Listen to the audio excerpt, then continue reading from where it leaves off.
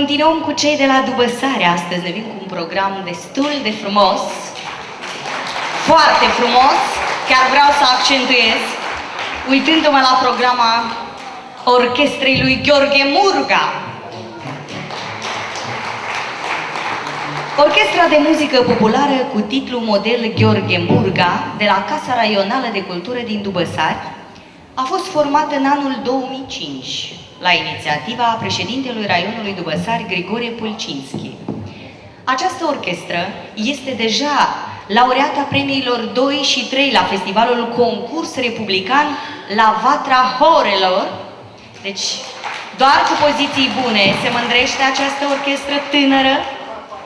La moment, conducătorul și dirijorul acestei orchestre este Anatol Cojuhari. Actual, în orchestră activează 11 artiști. În program, Sârba ca la Sud și Hora din Bătrâni.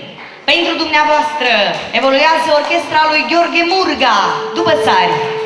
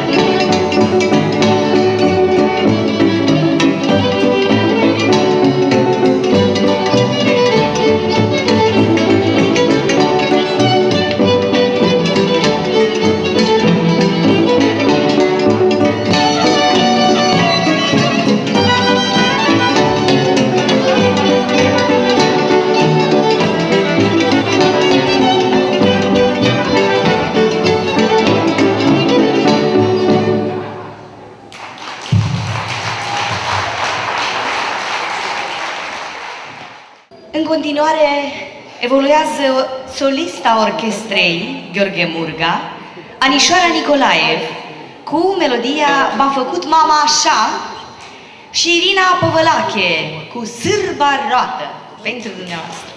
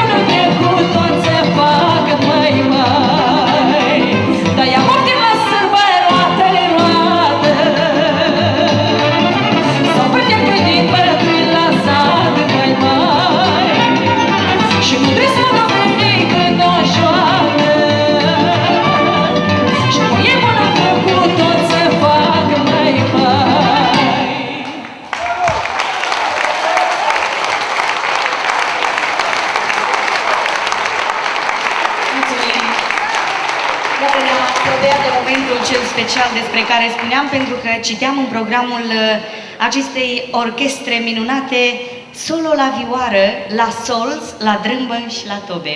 Spectacol minunat urmează solo la vioară cu Cojohare Anatolie, la solz Mihai Berzan, drâmbă Ocomanion și tobe Ocomanion și Tataruș Boris. Pentru dumneavoastră evoluează orchestra lui Gheorghe Murga.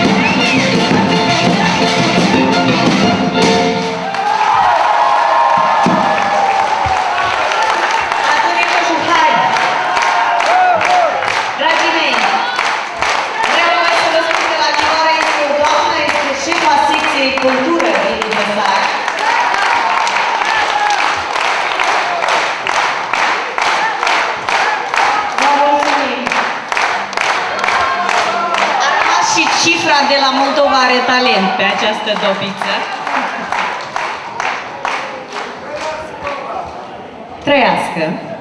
Trăiască și acest minunat festival. În continuare, vreau să vă prezint taraful, sau așa cum ei obișnuiesc să le zic, mini-taraful din Hâncești Cărpineni.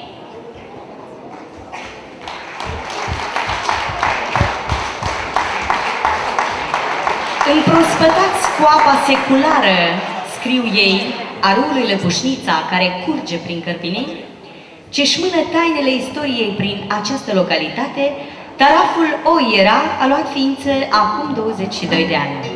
Pe atunci Oiera era considerată o formație folclorică care avea în componența sa următorii promotori ai tradițiilor muzicale de la Paștină.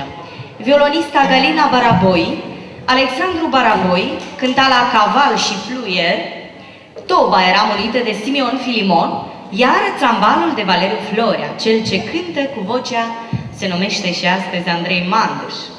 Fiind molipsiți de succesele ansamblului, s-au alăturat de Oiera și alți muzicieni talentați, care în viitorul apropiat au format nucleul tarafului Oiera. Și au hotărât ei să se numească așa, toponimic, pentru că semnificația și originalitatea în arta coregrafică tradițională care determină un dans din această zonă, un dans ciobănesc, jucat de strămoșii noștri și pe meleagurile cărpinene, Oiera. Respectiv, denumirii repertoriului tarafului reprezintă 10 de melodii și cântece păstorești.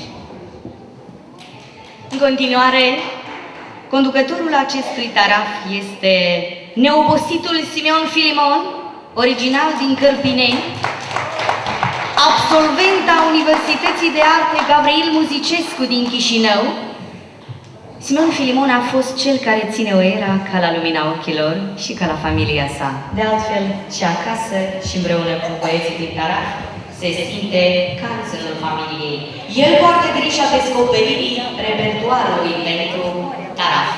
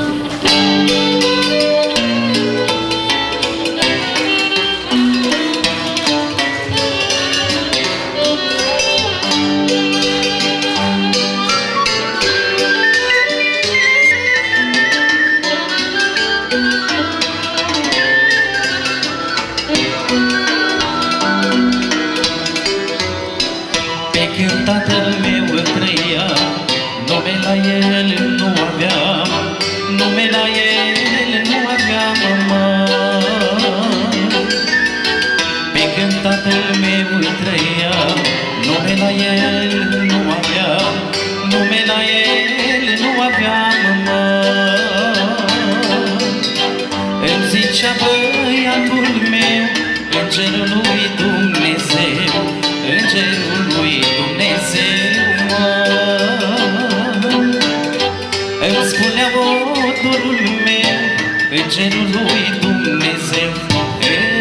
cerului Dumnezeu, măi.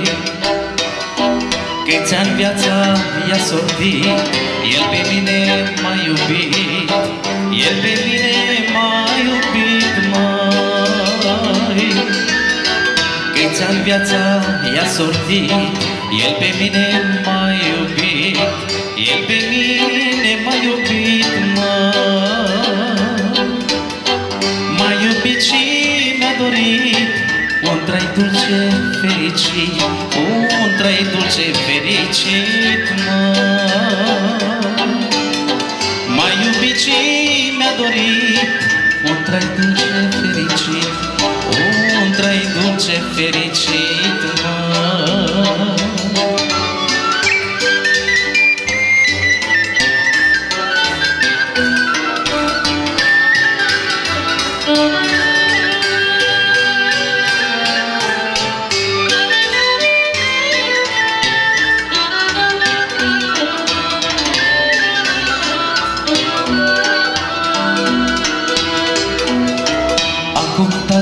Nu mai ești, ai plecat în nori cerești, ai plecat în nori cerești, măi.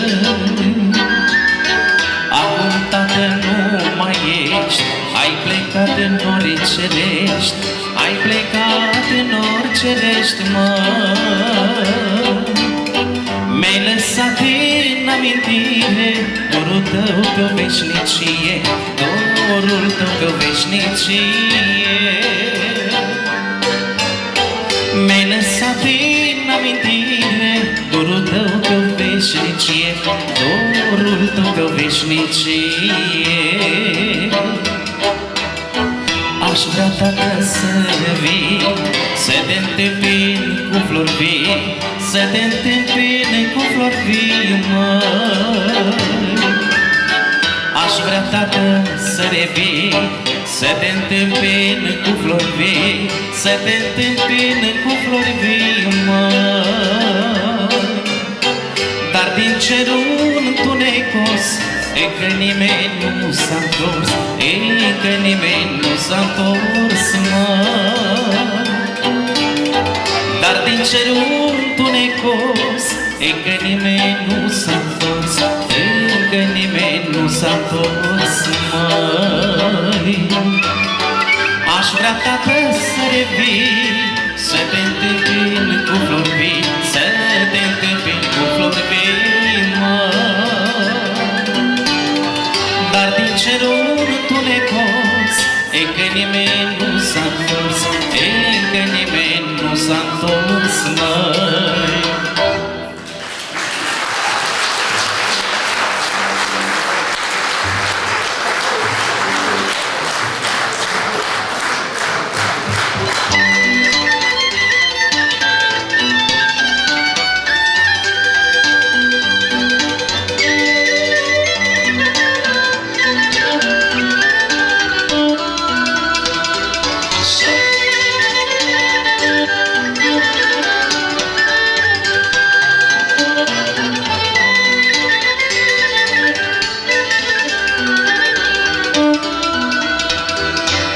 Fântâniță de sub deal, apa ca de cristal, măi. Mai gustoasă decât braga și mai dulce decât fraga.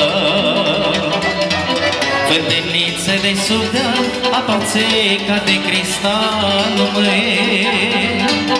Mai gustoasă decât braga și mai dulce decât fraga. Fântânița de zacă, eu și mâine am să vin, măi. Să-mi beau din apa gustoasă și să-mi văd mândra frumoasă, măi, măi. Așa!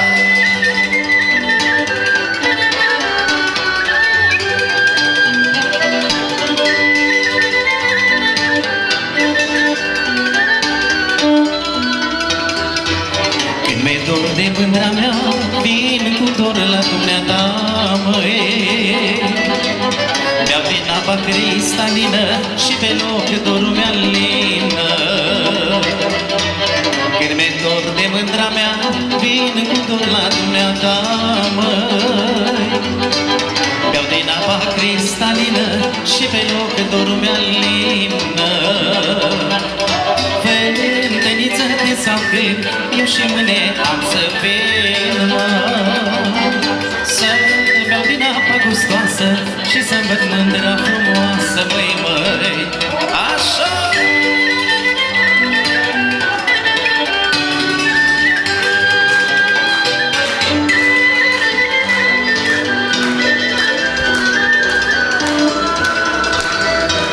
Fântâniță cu capac, spune-mi tu ce să mai fac, că vin iarăși după apă și mândra să mă priceapă. Dar fântâniță cu capac, spune-mi tu ce să mai fac, că vin iarăși după apă și mândra să mă priceapă.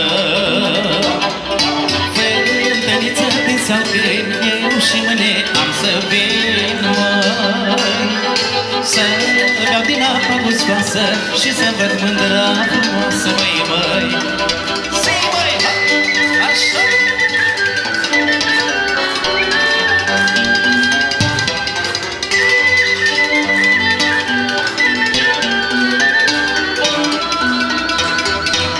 Să-și acopere pe mână și să vină la fântână,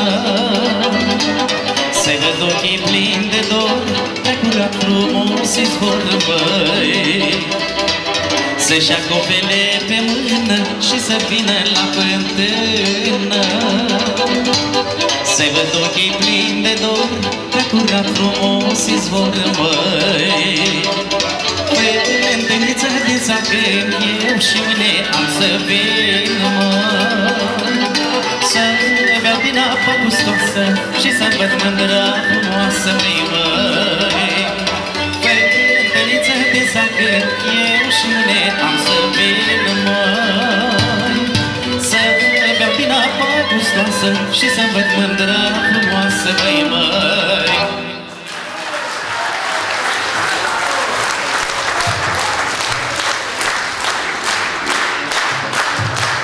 Sergiu Mârza, dor de tatăl meu și Fântânița. În continuare, Oiera, popuriu pe teme populare. Solist, Alexandru Baraboi. Viață, viață, solist Afanasie Bânzari și Hora Hop, solist Afanasie Bânzari. Cântă Oiera.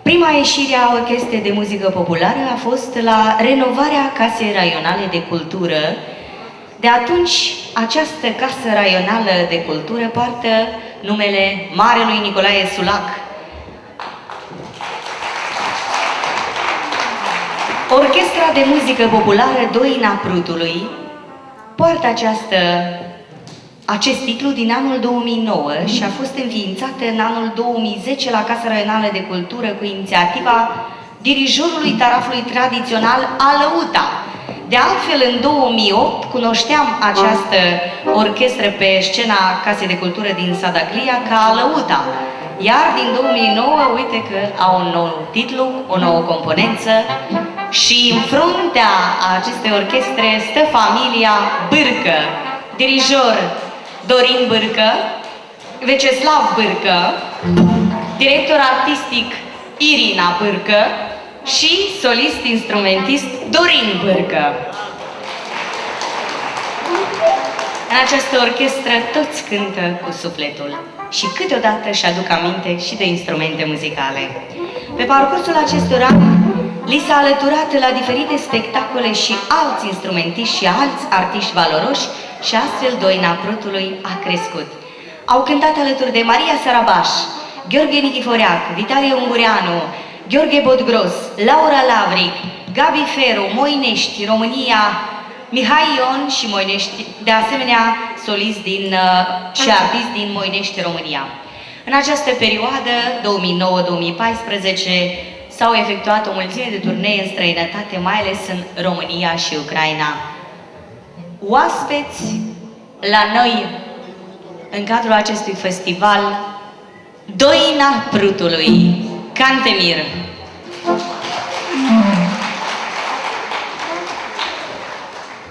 Suita de melodii populare și Doina, ciobănaș de la Miori, solist Ion Diaconu.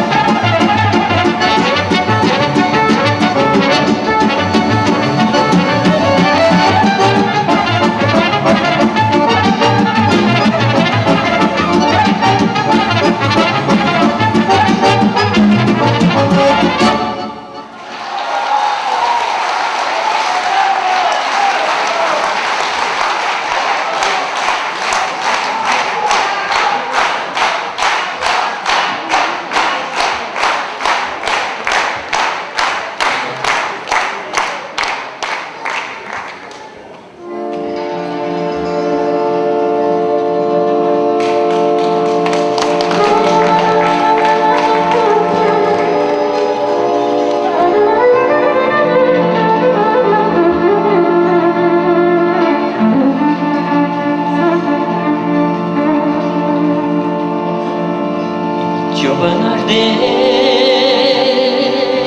la miori, ciobănaș de la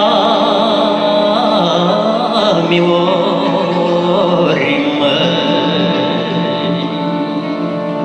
ei, unde ți-a fost dat să mori, sus pe muchea dealului, în bătaia soarelui, în nesteșa vântului. Ei, ciobănașe,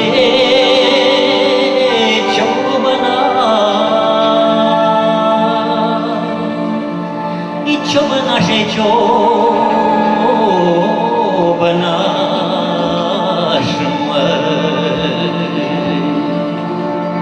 cine fața ți-a spălat, gurița că ți-a udat, trupușorul ți-a scăldat,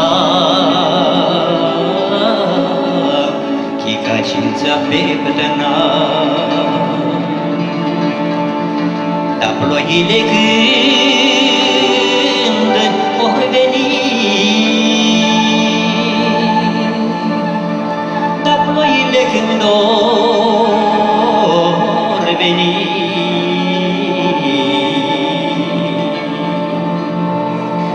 fețișora mea spălat, gurița că mi-a udat, trupușorul mi-a scăldat, ochișorii mi-a spălat. Ei, ciobănașe,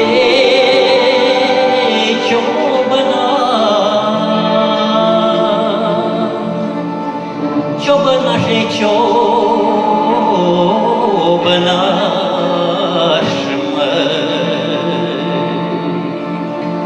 frigul, Doamne, de-a venit, cine oare te-a încălzit, cine oare ți-a luminat,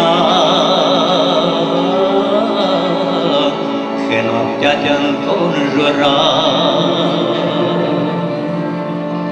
Dar noaptea când a venit, dar noaptea când a venit,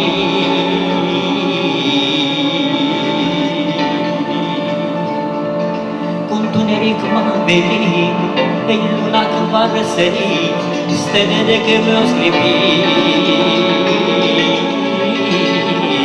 și eu, Doamne, voi dormi.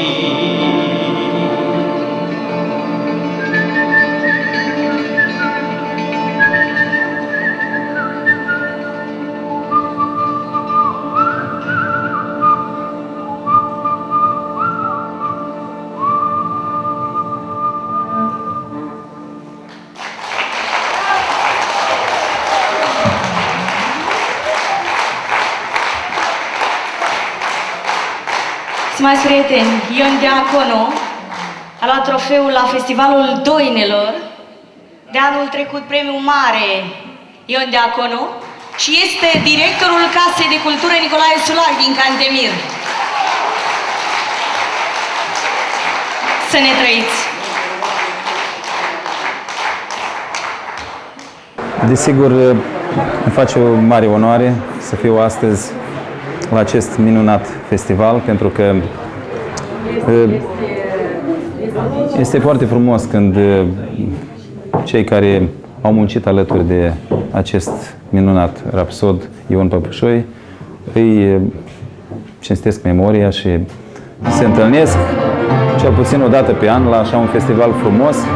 Deci fac o sărbătoare, cred că și el se bucură de acolo de unde ne privește, ne simte.